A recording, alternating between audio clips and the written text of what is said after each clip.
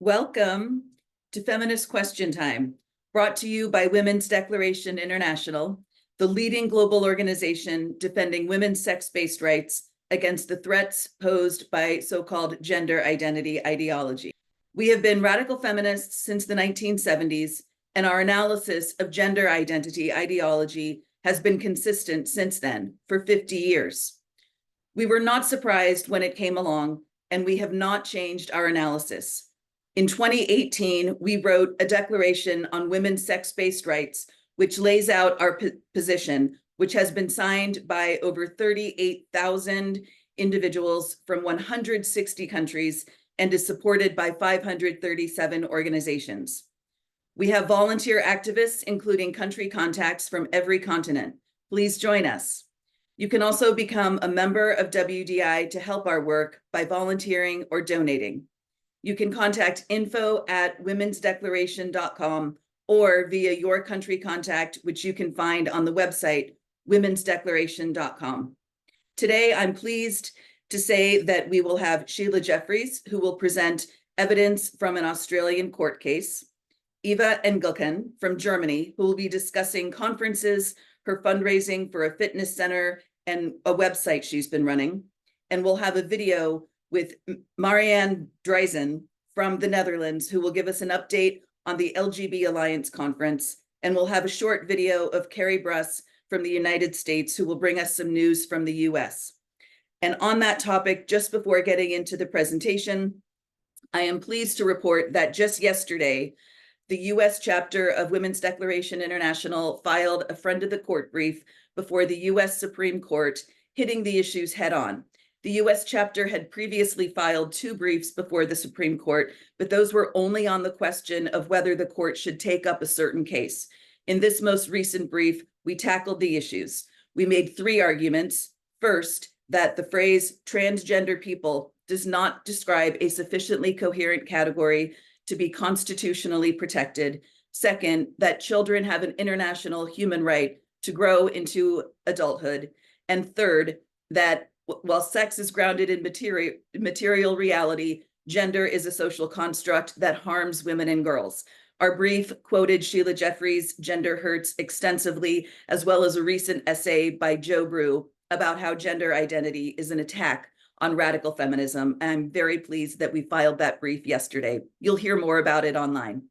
And with that, I'm happy to turn it over to Sheila Jeffreys. Today, what I'm going to be doing is talking about evidence I did as an expert witness to the Lesbian Action Group case in Melbourne at the beginning of this month. Only a part of it because it was a very long statement. So I was asked to be an expert witness in the Lesbian Action Group case before the Australian Administrative Tribunal, Administrative Appeals Tribunal. The case concerned the right of lesbians to meet without the presence of men who pretend to be lesbians. Carol Ann from the Lesbian Action Group talked about the background of the case recently on Feminist Question Time, and so a lot of you will have heard that. She explained that her group had asked for an exemption last year from the Human Rights Commission to be permitted to hold meetings at the Pride Centre in Melbourne for lesbians only. The Commission decided that the transvestites could not be discriminated against because they could be lesbians just like women could.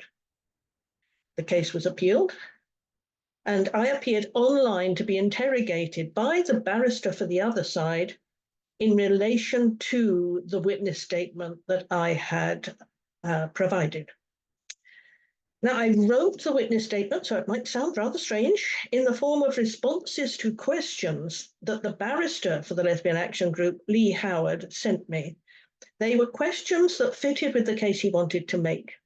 By the way, the solicitor in this case was Anna Kerr at the Feminist Legal Centre in Sydney, who those of us from WDI will already know quite well. So in the first section of the questions that he asked me, he asked what lesbian feminism was about, a bit about its history and principles. Now, he thought that there was a case to be made that a group with a particular politics, lesbian feminists, was being discriminated against by not being allowed to meet to promote their purposes. As he understood it, the Human Rights Commission that had denied this request saw no particular meaning in lesbians. In fact, they had absolutely no idea what lesbians were, which is why they thought that men could be lesbians, and he thought that this needed to be challenged. So at the beginning of the report, I explained the basic principles of lesbian feminism, and I'm really only going to go through them very, very, very superficially here because it's not the main part of what I want to talk about. I explained that the first principle, which nobody needed to talk about back in the day when lesbian feminism was created in the 70s and 80s, the first point was that actually lesbians are women. We didn't need to say that back then because there were not men pretending to be lesbians trying to get into our meetings and so on. They mostly pretended to be lesbians when they were sexually exercised in their bathrooms, for instance, not out in public and trying to get into our spaces. The second point I made was that lesbianism is political. It's about feminist revolution and is a form of resistance. I explained that lesbian feminism is separatist, believing in the fundamental importance of women and lesbian-only space. I explained that lesbian feminists do not think that they are the victims of biology, but that women can choose to be lesbians. I explained that lesbian feminists, like radical feminists in general, see the personal as political idea, i.e., that the experience of everyday life is constructed by male domination. And I explained that lesbian feminists reject hierarchy and strive for the eroticizing of equality in their relationships. I said a great deal more than this about all of that, but I'm not going to go into it today. But that was the basis. Today, I'm going to concentrate on the argument that I made about why lesbians should be able to exclude men in general, and in particular, those who claim to be lesbians. In fact, the barrister for the other side asked me nothing about lesbian feminism or lesbianism. So actually nobody had any interest in that in the courtroom. So the next thing that the barrister wanted to know was why the Lesbian Action Group wanted to organize and associate with what he called members of the female sex who are lesbians and not with members of the male sex, including those who identified with the female gender, as he called it, as a lesbian. I explained that before the end of the 20th century, lesbians and feminists regularly held meetings that were women only, with little need to consider whether they might meet opposition. Men who claim to be lesbians and enter women's and lesbian spaces are a fairly new phenomenon. In the 70s and 80s, in London, for instance, there were only one or two who tried to get into women's and lesbian spaces, and they were given short shrift. Both homosexual and heterosexual men may say they have female gender identities, but gay men who have gender identities do not claim to be lesbians, not surprisingly. Their sexual orientation is towards men, so they are not the ones seeking to enter women's or lesbians' events or meetings for sexual purposes. Now, the idea that men can become women and lesbians reached a peak of its influence in the 2010s, when the feminist movement was not strong, and when the majority, both of policymakers and the public, have been bamboozled into thinking that both adults and children could change their so-called gender, which was understood as sex. So now I want to move on to specifically why men want to be in lesbian spaces, since, of course, they are not lesbians. Now, the inclusion of men, whatever their identity, in lesbian spaces is a problem because their only reason for being in such spaces are likely to be affirmation or sexual satisfaction. Whilst men without gender identities may seek to enter women's and lesbian spaces for sexual satisfaction, the demand for affirmation is a new problem that relates only to men who claim to be women or lesbians. Men with gender identities seek affirmation from women to make themselves feel real. There is a considerable and increasing body of evidence that men who claim to be women are likely to become abusive and even physically violent towards women who will not accept their identities and persist in saying that they are, in fact, men. Lesbian feminists are very unlikely to accept that men who say they are really women and lesbians actually are so. As a result, when men with gender identities enter women's spaces, lesbians may find themselves under pressure to engage in the man's game of make-believe and pretend they think he is a woman, which is a form of compelled speech and behavior. And if they refuse to do this, they may risk having to deal with aggression. Now, the problem is, of course, I needed to find evidence to suggest that men would become violent in these situations. There is a complete scarcity of academic research on the violence of men who transgender towards women and lesbians, because, of course, universities in general do not want to have that sort of research engaged in. We really don't have a lot of information. But what I'm going to say next really is what I've managed to pull together, and it's something that we might need to do in other cases of this kind, where we need to talk about why it is unsuitable to have these men pretending to be lesbians in our spaces. So it's not easy to find the information. So the evidence, of what can happen when men who claim to be women find that women and lesbians will not affirm them. I can't look at all of it because there's quite a few cases in newspapers and online, which I've been looking at.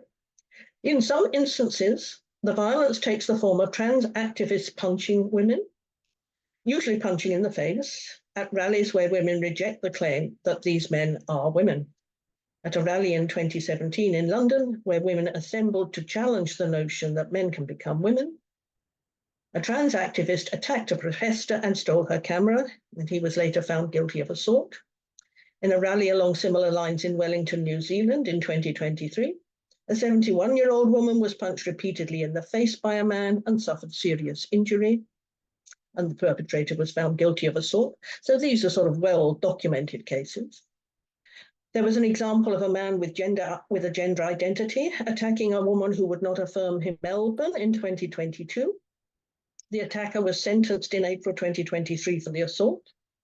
A woman attending a punk music event was shoulder barged by someone she saw as a man.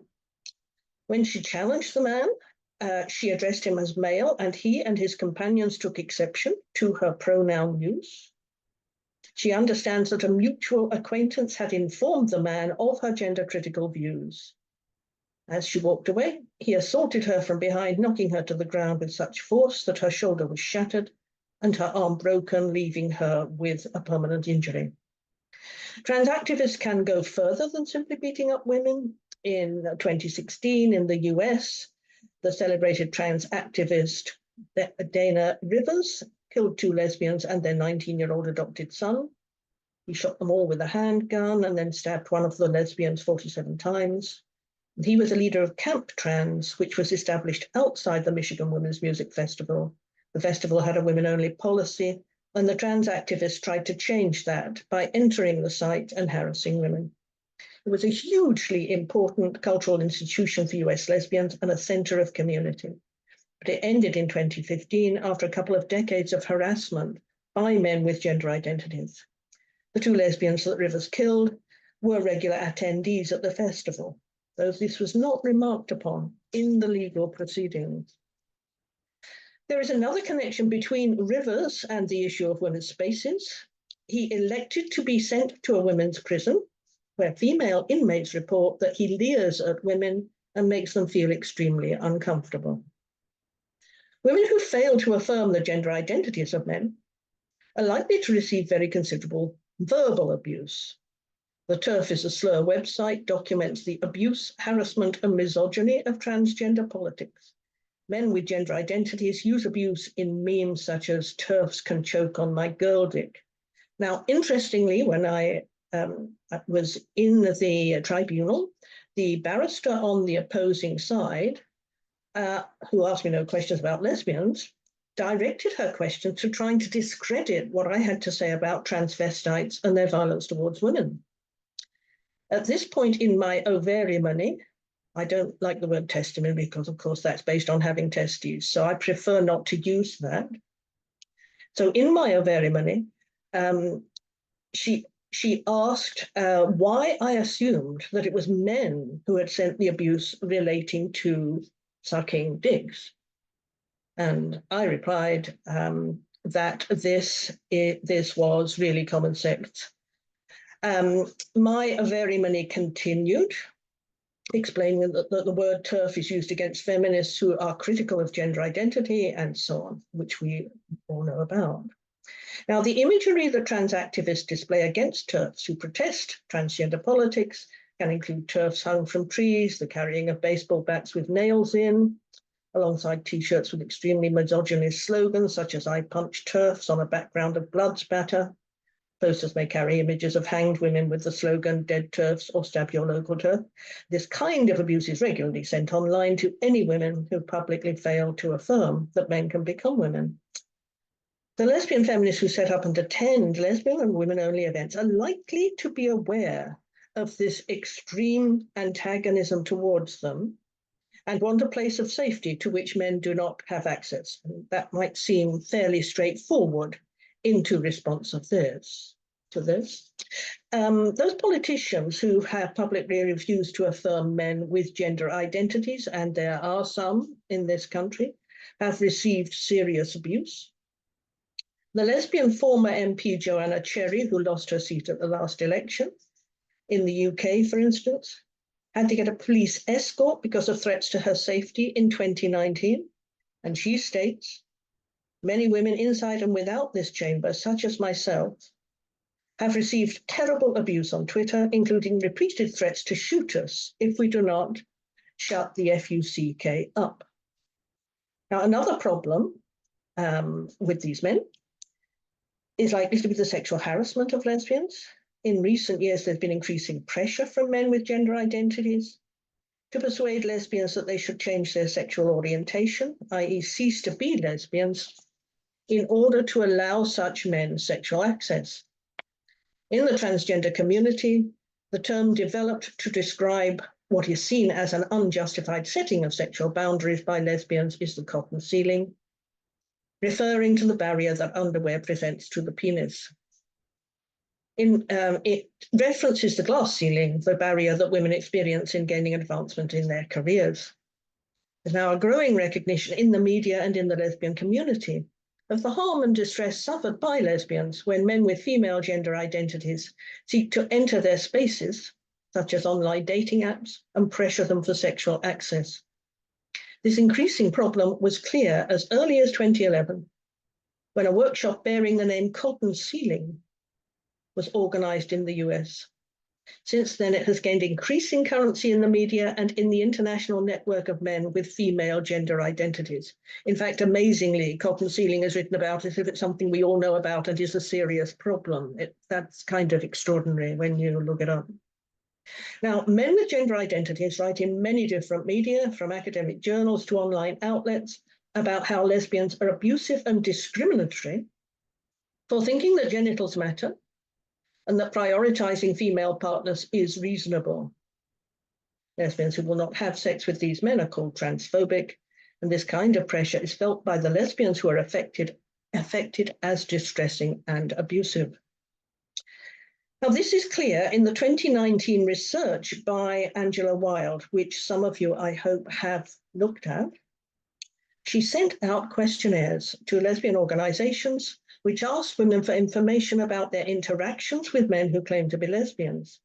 The 80 respondents reported a range of forms of abuse and harassment for questioning the idea that men can become lesbians or just stating they were lesbians.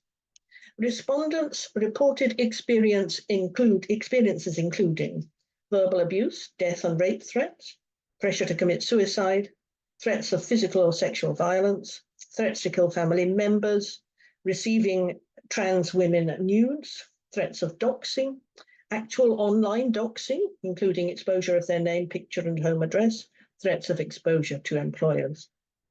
Most of the abuse came in response to lesbians questioning the idea that a man can be a lesbian, i.e. failing to affirm. While most of this intimidation happened online, many women also reported offline threats, such as the following. 2 respondents were threatened at their place of work and 1 lost her job. The woman's employer was repeatedly contacted with attempts to have her dismissed. 2 respondents were subjected to intimidating behaviour from trans women at lesbian events. And a 70-year-old woman reported being physically threatened and forced out of a group by a physically intimidating trans woman.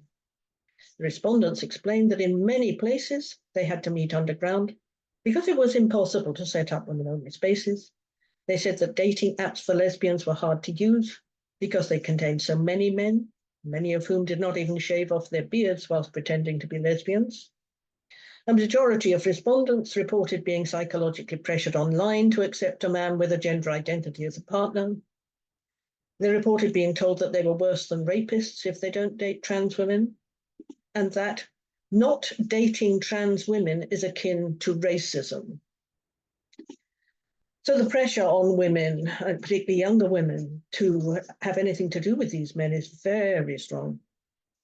The need for women and lesbians to have single-sex spaces is supported by the research presented by feminist lawyers and campaigners against the accommodation of men with gender identities in women's prisons. The research suggests that men with gender identities do not become like women in terms of their behaviour, but are likely to retain the pattern of criminally violent behaviour and the psychiatric morbidity characteristic of other biological males called male pattern violence. This was found in a follow-up study of men who had been sex reassigned in Sweden between 1973 and 2003. It concluded that these men retained a male pattern of criminality and violent behaviour. Their vaunted female gender identities did not cause them to behave in ways similar to those of women. This was also the finding of research in the UK into the characteristics of men with gender identities who end up in prison.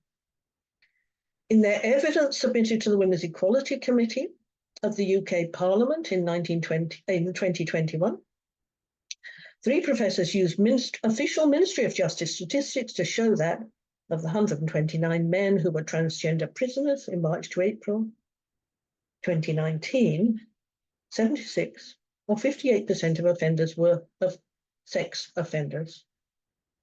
There was an extremely high discrepancy between this percentage of sex offenders and that found amongst all women prisoners. 125 sex offenders out of 3,812, or 3.3%, and out of the total of men, on the other hand, 16.8% were sex offenders. This evidence was presented in support of the exclusion of men with gender identities from women's prisons, where it could be argued women are particularly vulnerable to male violence. However, there are implications from this evidence that men with gender identities pose similar risks of violence and sexual assault to other men in general, which highlights the need for lesbians, who may present a particular attraction to certain men, have women-only spaces available of them. All of the evidence above provides good grounds for the needs of the lesbian action group to be able to organise lesbian-only events. Now, I was then asked to talk about the conflicts in political interest between lesbian members of the female sex and members of the male sex who identify with the female gender as lesbians. Men with female gender identities have the political interest of seeking to be affirmed as women and as lesbians and enter lesbian spaces and community. Lesbian feminists, on the other hand, want their spaces to be for women only. The men's political demands stem from their sexual paraphilia of transvestism. And I have looked at and written about the pornography that's directed specifically at these men, which shows what their particular paraphilia is about, what it is that excites them. And my favourite title in that pornography is always Gender Swapped by Aliens. I'm rather fond of that one. And this pornography is usually categorised under the subgenres sissification and bimbofication. The story is about status reduction. Men are not only reduced to the status of women, but to women in what are seen as lowly servicing occupations, such as secretary, in which they are sexually exposed and assaulted, activities which are aimed at the ejaculation of the male audience. For instance, the covers of these little pornography novels will have a woman on hands and knees in front of a filing cabinet with high-heeled shoes, and the man in the story gets transformed into her. A more recent form of transgender porn takes the form of what's usually called sissy hypno, in which male viewers are encouraged through sexual stimulation to think of themselves as really being women. And it does seem likely that the apparent boom in men claiming female gender identities is related to the boom in the humiliation pornography that serves and trains them. And it's an important part of gender identity ideology to argue that men's adoption of female gender identities is nothing to do with sex, but about an innate condition. And admitting the sexual motivation is seen as discrediting the realness of their enterprise. When these men are sexually orientated towards women, they are likely to claim to be lesbians, though their sexual orientation does not change. I mean, what was interesting for me was that because their barrister started asking me, basically, how could I say anything? What basis did I have for saying any of this was sexual and so on? I was given the opportunity, which was very useful for me, to start talking about autogynephilia and all of this, the desire for humiliation and so on. And in fact, I did talk about these men seeking used tampons to put up their bottoms and so on, which seems to have created a little bit of a stir, because there's quite a lot of women have told me since then that's unusual. In courtrooms, people don't say that. I have to say also that very generally in courtrooms, nobody would ever say anything about the sex. You're really not supposed to do that. So lesbians want women-only spaces so that they can philosophize and socialize with other lesbians, women like themselves. But the reasons for not wanting the transvestites or autogynephiles in lesbian spaces go beyond this. There's much evidence to suggest that these men will have a prurient interest in lesbians and seek to pursue this interest in ways that will cause distress and disturbance to the women present. There's a long history of the production of so-called lesbian pornography for heterosexual men who are sexually excited by the idea of sexually using women who are not sexually interested in them. In other words, pressure to do what they do not wish to do. It's a problem for lesbians that men who are sexually interested in them may try to enter their spaces generally. The major online pornography website, Pornhub, reports that lesbian pornography is the most popular variety. This suggests that men are the main consumers of lesbian porn, since women in general are considerably less likely to consume pornography than men. Since the earliest times in which lesbians have sought to organize socially and politically, heterosexual men have sought to get access to them for sexual purposes. For instance, Diana Chapman, one of the founders of an early lesbian organization in London, the Minorities Research Group, in 1963, remarked on how shocked these lesbians were 60 years ago to discover that heterosexual men would harass lesbians for sex. She said, "We hadn't realized there was this interest in lesbianism as pornography, and that we found shocking.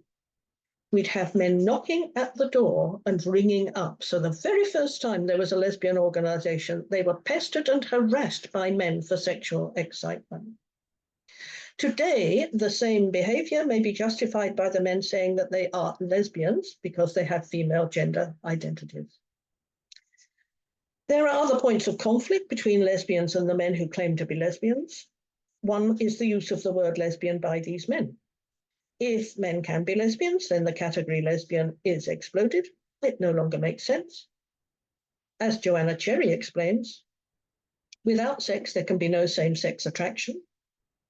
That is why lesbians like me fight the replacement of the biological reality of sex with the nebulous concept of gender.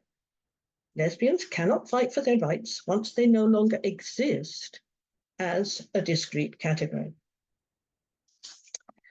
So in summing up, I'm going to talk about the risks in general that lesbian action group faces when conducting public events that permit the attendance of members of the male sex who identify with the female gender as a lesbian. And remember, this is only a very short piece of this witness statement that I'm talking about here. There were many other subjects covered. So the risks I suggest cover the following: interruptions, diversions, and disruptions. One risk is that lesbians who attend will be unable to advance their objectives because the men will disrupt, interrupt, and divert the proceedings, so that lesbians will be unable to develop their specific social, cultural, and political interests. The men, for instance, are unlikely to have the same reaction to a recitation of lesbian love poetry and may make the lesbian performers and audience deeply uncomfortable. The men are unlikely to react positively to the way in which lesbians describe male behavior as they create lesbian feminist theory. Another risk is the prevention of the development of lesbian-specific politics and culture. So another risk is that it will be very difficult for lesbians to create lesbian-specific culture and theory when men in the room throw their very lesbian existence into doubt by telling them that men can be lesbians, an idea which suggests lesbians do not really exist. The creation of lesbian theory, poetry, literature, theatre cannot take place if there is profound uncertainty as to whether the category of lesbian, women who love women, really has any meaning. Another risk is the risk of lesbian exclusion. This is that the presence of men with all the problems they bring will lead to lesbian exclusion. Lesbianist spaces will become the province of men with lesbian identities. Lesbians, perhaps particularly young ones, who particularly need the consolations of lesbian community to build their own lesbian pride, may simply not come back to venues that include men. This means that there will be a permanent obstacle to the recreation, which we're trying to do right now, of lesbian community. Another risk is violence against lesbians.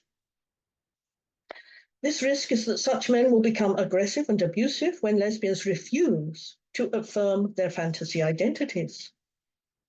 There is evidence to show that when men assume fantasy lesbian identities, they retain their propensity for male pattern violence, and good evidence to suggest that men who support the notion of gender identities do become aggressive to women and lesbians who question this. Serious violence and abuse have been experienced against gender-critical female members of parliament, female protesters who say that men cannot become women, women and feminists who are known to be skeptical of men's identities. There's no way that women running or attending lesbian venues can know which men will be violent and which ones will not. Another risk is the risk of sexual harassment. This risk is that these men will engage in sexual harassment, seeking to pressure lesbians for sex. There is already a good deal of evidence that heterosexual men are excited by the idea of using lesbians sexually. They are creating problems on lesbian dating apps. They've created problems for lesbian organizations. It is not a purpose of the creation of lesbian spaces to afford men sexual excitement. Men's sexual attentions create fear and distress and prevent the enjoyment by lesbians of their ordinary rights to associate and express their opinions.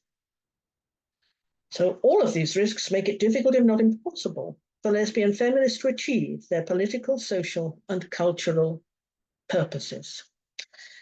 So basically that was the summing up. And we shall not know, I know it all seems just crazy, doesn't it? It just seems absolutely crazy that one has to say any of these things, but we do. It seems that the man running the tribunal, who is the one who will make the decisions about it, quite liked what I was saying, and when I was being interrupted by the barrister for the other side, a couple of times told her off. So this might be a good sign, but we really have no idea of what the outcome will be for a couple of months. Okay, so that's all for now. So now we will turn to Eva. Eva, please tell us about your work on behalf of women and girls and in opposition to the threat that gender identity poses to women and girls as a sex class in Germany.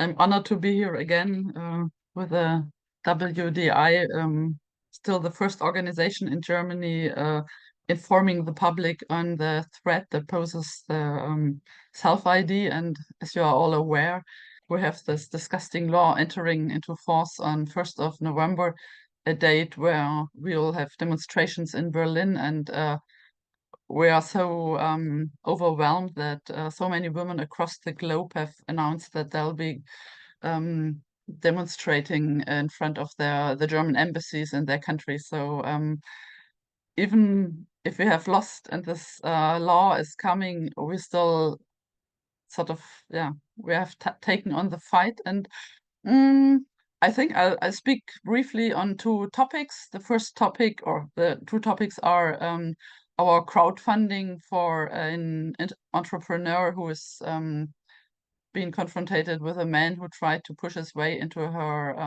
locker room of her female-only fitness studio. And the second is our conference for women in resistance. I think I start with Doris Lange. As you see here, this is Doris Lange. This is just a lady in her early 60s. She was confronted by a man who calls, earlier called Nicholas and now calls himself Laura, believes he is a woman, and wanted his way into her fitness studio, and she said no. And she was quite aware that this would be a sort of a case that would gain reputation across the country, which happened. And on the very first day that we heard this news, we called her and offered her to do crowdfunding for her legal case that was surely coming up. And we were overwhelmed that with a lot of press coverage and a lot of signatures we gathered, we were able to collect almost 70,000 euro. This is the number on the left, is the English not translated page, so here it is not quite up to date, but the number that counts, this is the 68,952 euros. And it was the remarkable thing was that we didn't have big fund donors, but we had a whole lot of small gifts, like from €1, €5, €10, €50, €100, €1,000, and thus we collected the sum. And because this was a case when the impact of gender identity ideology was so obvious that any person who hadn't known of this topic at all would know immediately that something went terribly wrong there. And it's still, if you talk to people and you say, oh, have you heard of this case in Erlangen, where this man wanted to be in the women-only fitness studio in Erlangen? And he says, oh yeah, I might have heard something. So, and the case went on. We did the crowdfunding, and we reported on the whole subject. And then all of a sudden, we got into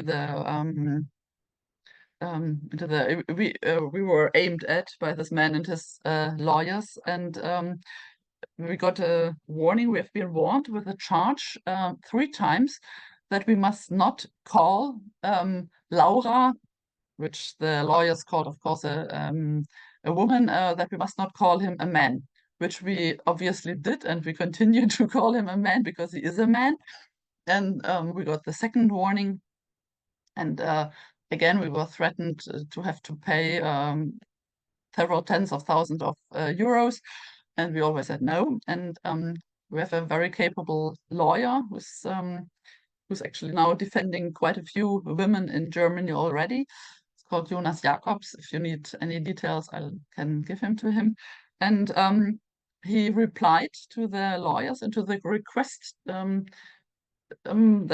it is for Frauenheldinnen who are defending the rights of women. It is simply not possible to call a man a woman because he thinks he is a woman. So this is the Grundrecht of Meinungsfreiheit, which is protected by our constitution, the basic freedom of free speech we are defending here. And after we have been warned the third time, we thought, okay, now it's time people to turn the tables. So now we are turning the tables, and we're going to sue this man and his lawyers, and we want a court having that the court says it is okay to call a man, which is something so stupid, so normal, but in these days you have to defend normality in Germany. That's where we have landed ourselves. So yeah, we are still at it. We are warning the man and his lawyers, and they haven't responded yet. They haven't given in yet. So but eventually we'll sue him in front of a court, and if the first court says no, it's his right to define himself as a woman, and with self-ID law has the right to be a woman and to be accepted as a woman and to be addressed as a woman. If we lose, of course, we'll try to go into the next instance, into the next higher court. And if this doesn't help either, we in Germany, we do have the special constitutional court that sees onto the fundamental rights. The thing is, in the last years, this court has been sort of undermined by political parties, which is the Christian Union and the SPD and the Greens.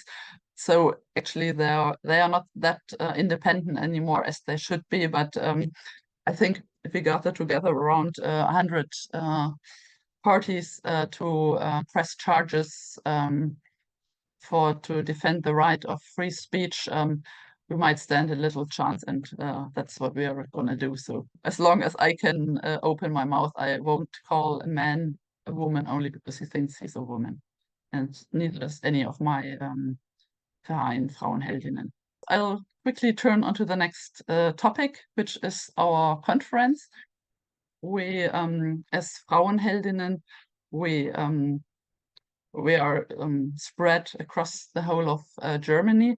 So very soon we had the idea of having a gathering of the members, and so my co-chair of Frauenheldinnen, Suzette Schubert, who is amongst the listeners, she didn't want to be on the panel here, but so I'm doing this on my own, but she's actually the second head of Frauenheldinnen.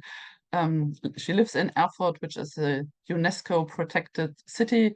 It's really worth going there. I was there for the first time in my life, and it's beautiful.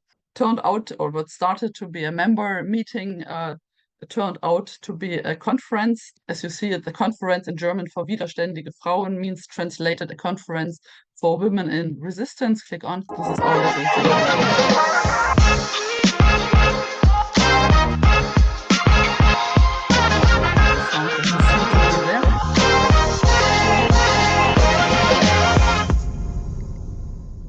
Okay.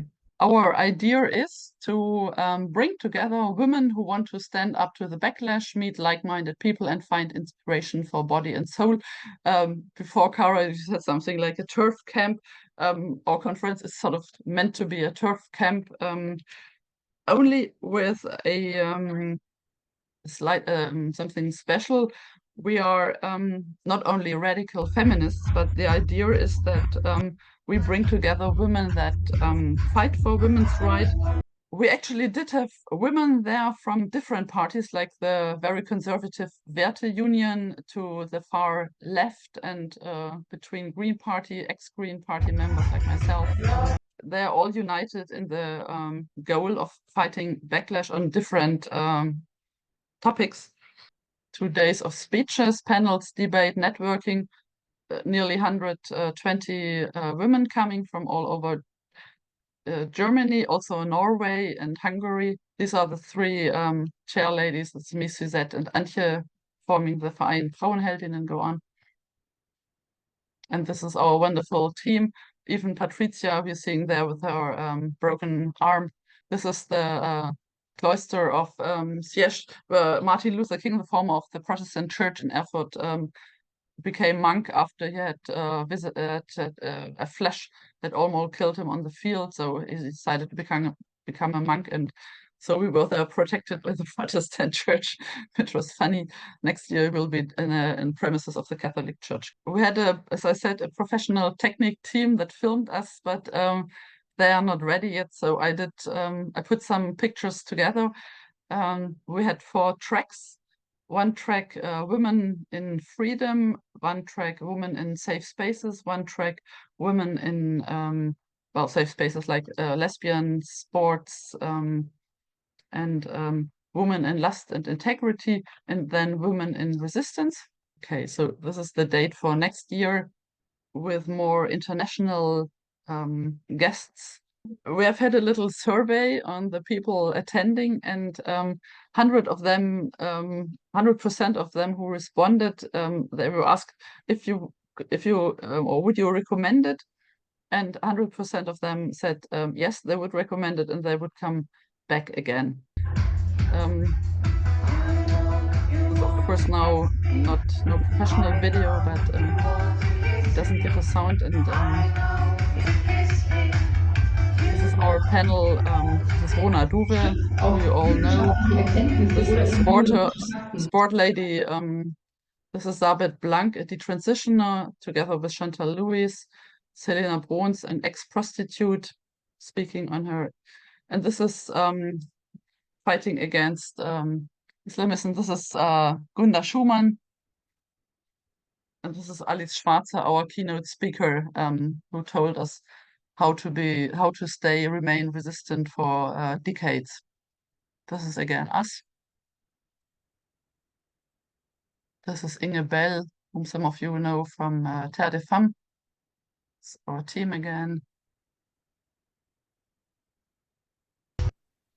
This is L Squad from Let Women Speak, who's organizing. This is where one only man is a member of Frauenheldinnen too. He's a female Frauenheld. Our concert in the cave. All the things we didn't share, and yet it's still. And we had also defense. We had a Krav Maga course, how to learn how to defend yourself against attacks. And women were surprised. There were people from the very left to the very right. Well, they are not of my opinion, but you can talk to them. And this is my personal conviction. We are at a time of the backlash where it really is necessary to form alliances across the party lines. And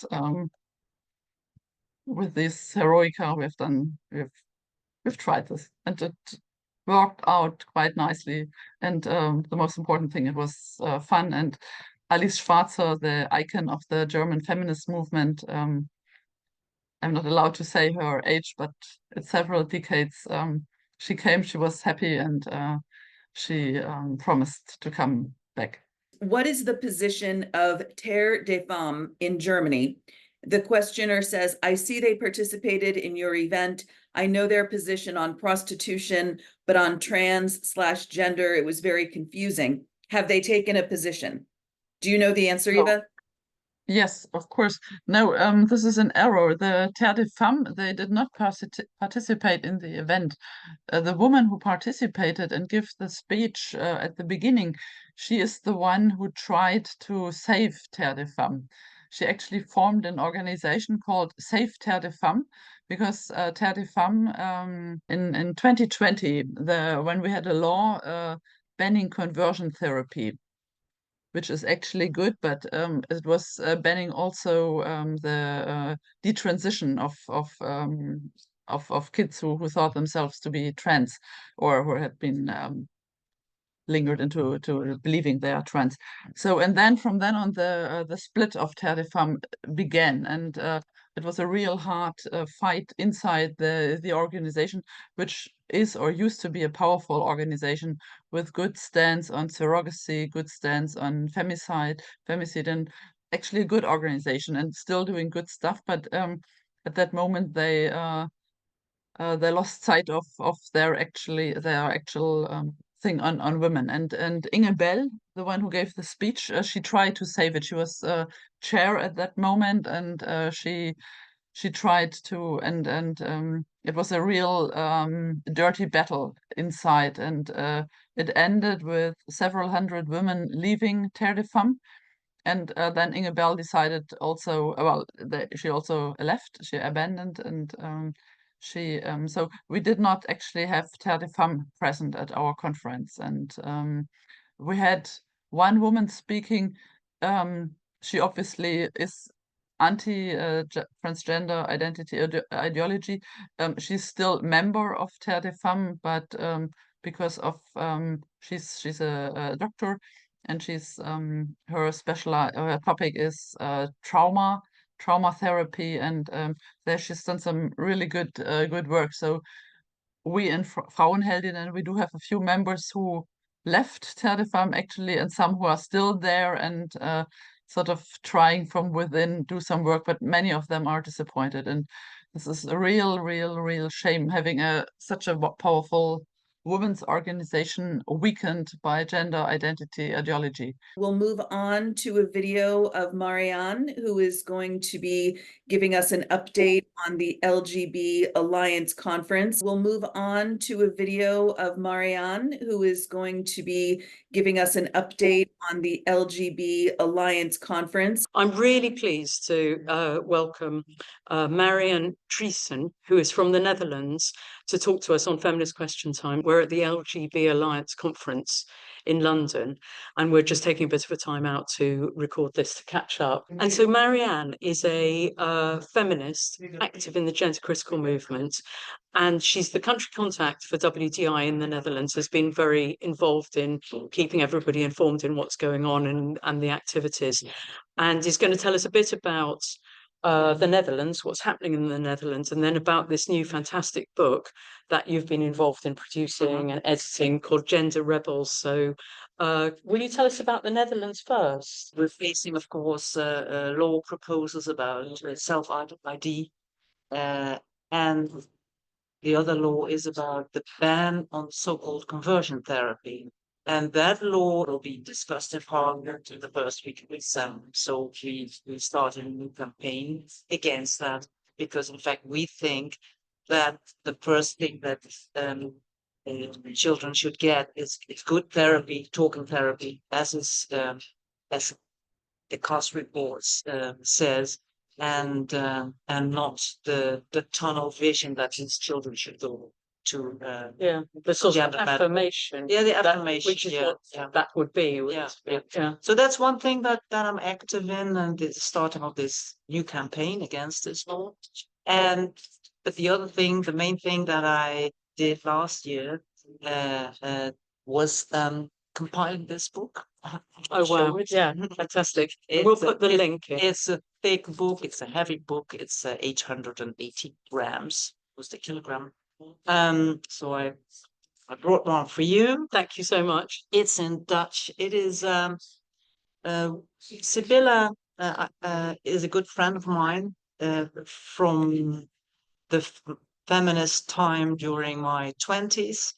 And we met each other 3 years ago and talked about this gender ideology. And then recently I said to her, maybe we should write a book specifically for girls and young women, because they are mainly the victims of this ideology, as we've heard about these talks about it here at the LGB conference, because these gender non-conforming girls, they are driven towards this ideology and made into heterosexual boys.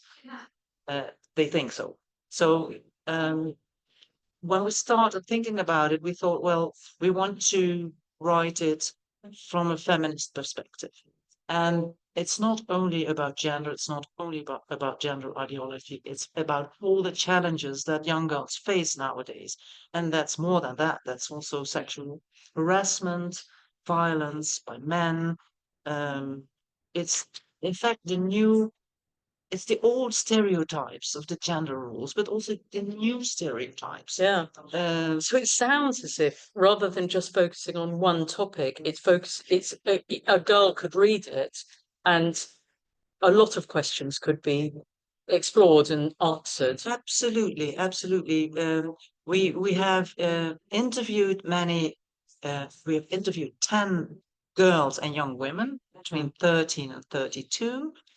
That's a wide range, and we've interviewed and talked to a lot of experts in the field, like psychiatrists, psychologists, doctors, parents, teachers. They're all in the book, and talk about about girls, about society, about social media. For example, we also interviewed a woman, a psychologist, and she's called, I have to look it up. She's from Sweden, and she's called, her name is Lotte Rubeck. She worked at Meta as a psychologist to prevent Facebook. Yeah, It used to be, yeah. yeah, the Facebook and Instagram, to prevent the exposure of self-harm and suicidal images and videos on these social media that could be that young girls could see and imitate. But she learned after 3 years that in fact this Meta company did nothing with their accounts. Oh, wow. Because every click is money for them. Yeah. So in fact, money is always more important than the mental health of young girls. So she left. Yeah. She didn't want to work for that company anymore. So if you read these things, you know that there's also power and money involved in this whole thing that's going on. Yeah.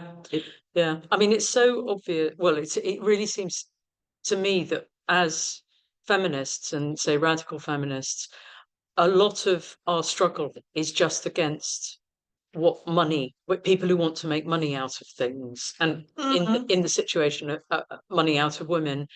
And then quite often there are other, people who aren't necessarily feminists who just want to protect girls or whatever.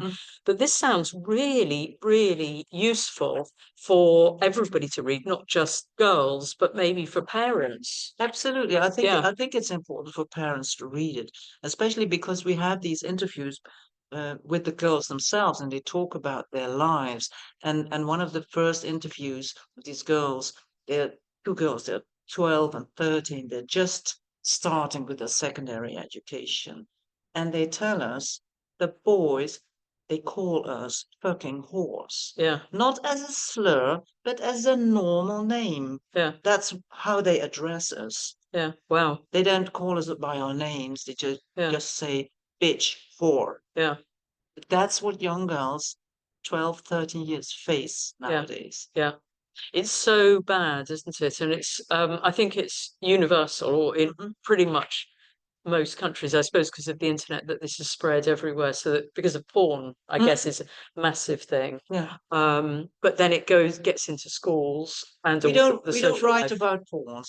We didn't. In this, we talked about it, but we then almost finished the book, and somewhere we had to stop because there's so many topics, so many interesting topics that are involved in this, and porn would have been a topic that we should have addressed, but it was just too much. But I think many girls talk about it, and it's also the specialists, so it is an interesting and very important topic. Yeah. I think it needs another. Yeah. I mean, the really nice thing, I'm going to show the picture again of this book. It's called Gender Rebels. At the moment, it's in Dutch, and So anybody who can speak Dutch or wants to learn Dutch, I think would be great. For you're looking to get an Yeah, English yeah. publisher, and I just think it's the sort of thing you could really give Yeah. to girls who are questioning gender, saying, Yeah. what is this thing that they're Yeah. telling us we You have to could be? give it to girls, to parents, to teachers, to therapists who don't know Yeah. what's going on, because we also interviewed therapists and psychiatrists, but about the Dutch language. We really chose to write in Dutch, Yeah. because there is no Dutch literature on this subject. Everything is in English, and we know that so many people, they don't read an English book. Yeah. They think it's too difficult, although a lot of people in the Netherlands speak a bit English, but reading a book in English, no, they won't pick it up. So we really wanted to be the first book in Dutch on this topic. And we wanted to make it accessible for the wider public. So it is not very specialist. It is plain language. It is easy to read for everyone. It's easy to understand. So that's what we want. That was our aim. But now, because it is so interesting for a wider public, we are working on an English version. So response to it, It's mainly positive. Sometimes on Twitter or LinkedIn, someone says it's stupid or transphobic. That's very strange, because you can read from the reaction they have not read the book, because it is very open and very open-minded to all kinds of people. For example, we have two very interesting chapters. One is written by Sybilla Claus, and it's called Among Men. I will read something from her English summary. Living undercover as a man is an ancient phenomenon in Europe. It was a way for young women to look for adventure and become financially independent. In the Netherlands, for example, we know from court records that young women quite often put on a man's suit and went to work as sailors or soldiers in order to be independent. And this chapter also covers the book Self-Made Man by Nora Vincent, and my own research, means Sybilla's research, in Africa.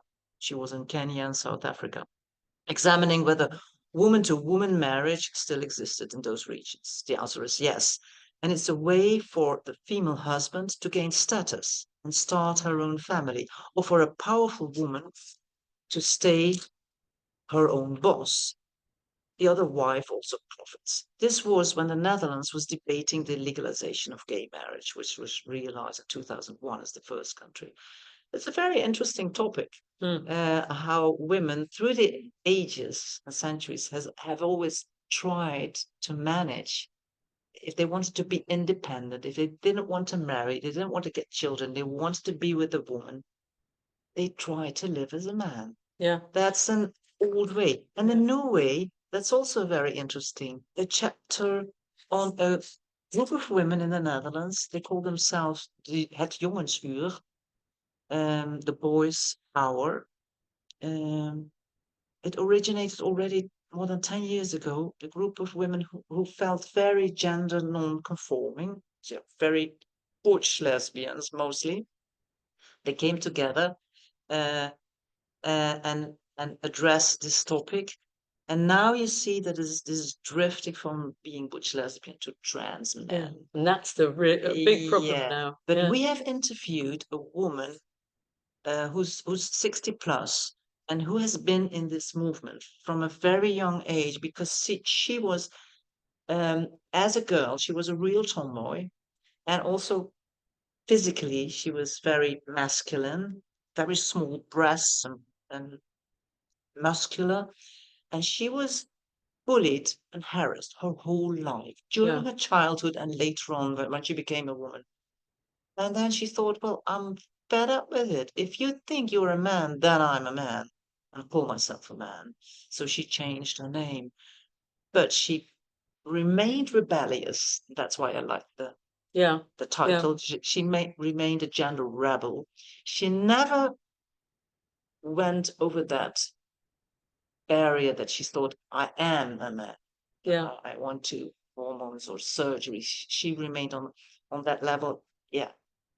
And now she's so self-confident. I really admire her. She's so self-confident. She says, okay, you call me what you like. I know who I am. Yeah. And I mean, it's really interesting that you, because of being a feminist for a long time, so you're getting all this evidence and talking to young women and, you know, specialists, and then bringing it together. And I guess it's going to be, you're going to have some advice to young women about how they approach gender. And I guess sort of saying, they shouldn't take drugs and pretend that they think that they're men. But what sort of other things, feminist argumentation comes through in the book? Sort of how do you feel that's been important? Yeah. You should see the book as an anthology, a collection of stories of girls and women, and a collection of essays by experts, and some chapters written by ourselves. For example, I wrote a chapter about girls and sports, and so in all these chapters you will read a different perspective, but I think the same thing that you will read through all these chapters is that it is feminist, that we put women first, women and girls first, and that they should be strong, should be proud of themselves. And like what I write in my chapter on sports, I have been a teacher of self-defense. And one of the main things that we taught girls and women is learn to say no, to set your boundaries. And that is throughout the book, that women have the right to set their own boundaries. And that's what very important if you're a mother or a teacher, that every girl has the right to set her boundaries and say no. And that is throughout the book. So in the introductory chapter written by Sybilla Claus, she writes about, well, what have all these different stories, different chapters by different people, also two men, what have they in common, and why do we put them together in this book? Or what is our vision? What is my vision, our vision? Because she worked with a small group of feminist women to talk about this issue. What is the main, in Dutch we say de rode draad, what is the line throughout the book? And that is feminism, that a woman can be what she wants to be and can make her own choices. And what I find important is when we talk about freedom, it's about when women or girls want to be free, want to be courageous, there is always something that comes before that. We have a chapter about sexuality, for example, positive sexuality. Before freedom, there's also always before that is safety. You cannot be free as a woman or a girl when you're not safe. Safety always comes first. It's very clear in the chapter on sexuality, but it's also clear in the chapter about sports and about all the other topics. So safety and freedom. Yeah, absolutely. I think that, and choice, I think, is a really big problem where they say choice comes first, when I think safety is so important. And I mean, yeah, but okay, I'm going to just read out a couple of the titles. There's one called Where Did the Tomboy Go? And there's one called Detransitioners. There's a radical feminist analysis of my transition, beyond, before and after. There's one fan fiction in Russia, and what attracts girls with autism and ADHD to fan fiction. What are girls looking for in gender and trans? There's, I think it looks like, I'm jumping a couple of, one by Bev Jackson from co-founder of LGBT Alliance that we're at right now, about how the lesbian girls and women fare. And then one from Lorraine Nolan, WDI Black Women's Caucus, explains how Black women experience sexism and racism. So that's really good. So there's a lot of there's a massive range in this book. And it's very up to date, isn't it? Because it's only just been published. It's just been published and it's very up to date because we've worked very hard in a short time. Yeah. Within 10, Wow. less than a year.